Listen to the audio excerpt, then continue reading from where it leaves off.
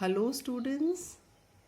Today I would teach history to students of standard 6 and we will do the chapter Mesopotamian civilization. Mesopotamian civilization. Now children, Mesopotamia is a Greek word which means the land between rivers. And Mesopotamia lies between the two rivers Tigris and Euphrates. Children, have a look at this picture. This is the Tigris river and this is the Euphrates river.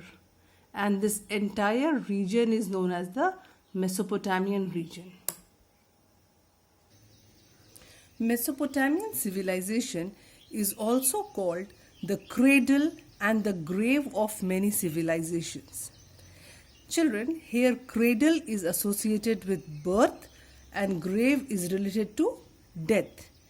Means in Mesopotamia, many civilizations came into existence or they were born. And many civilizations came to an end or declined. So, Mesopotamian civilization is called the cradle and the grave of many civilizations. And we'll discuss about three civilizations. They are the Sumerians, the Assyrians, and the Babylonians. Now we'll talk about the social life of the people. The Mesopotamian civilization was divided into three classes. The upper class, which consisted of royal family, priests and high officials. They were respected a lot in the society. The second one was the middle class, which consisted of farmers, artisans and traders. And the third one was the lower class, which consisted of slaves who worked as domestic servants.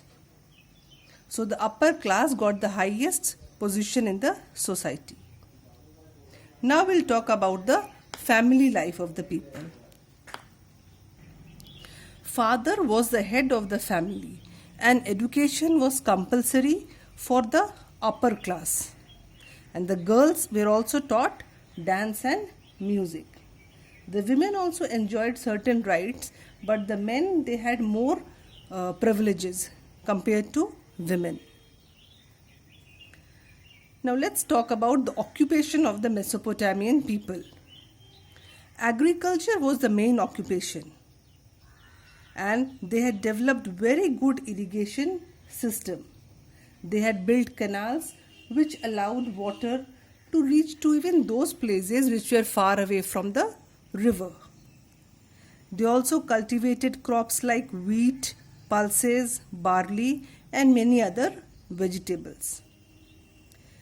They even domesticated some animals like cow, goat, sheep and donkey, which helped them. Now we will talk about trade and commerce. Trade means the business which the people did. Agriculture was one occupation of the people and trade was another important occupation of the Mesopotamian people. They had trade relations with Egypt, the Mediterranean region and the Indus Valley civilization. And in Indus Valley civilization, the historians, they have found seals which belong to Mesopotamia. That showed that the Mesopotamian people had trade with Indus Valley civilization. And they exported food grains, textiles, precious metals, wines and finished products. So the trade, it flourished a lot and it increased the prosperity of the civilization. Now let's talk about art and craft. Children, you all love art and craft, isn't it? In the same way, the Mesopotamian people also loved art and craft.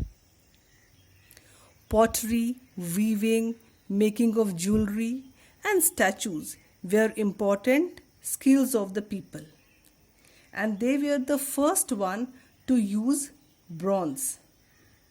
Bronze is an alloy of copper and tin, and that bronze, they use that bronze, copper and iron to make different weapons. Now let's talk about planning of the Mesopotamian cities.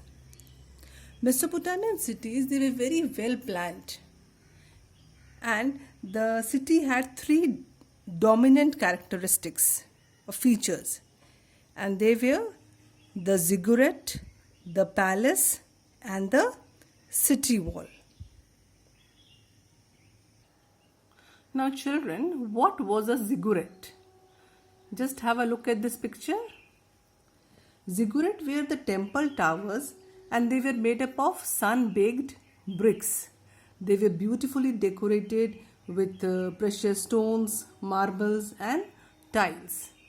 And these ziggurats, they were also used as temples, and at the same time as schools, observatories, granaries and trade centers. Means people also used to store the grains which they produced. Now we will talk about the Hanging Gardens of Babylon.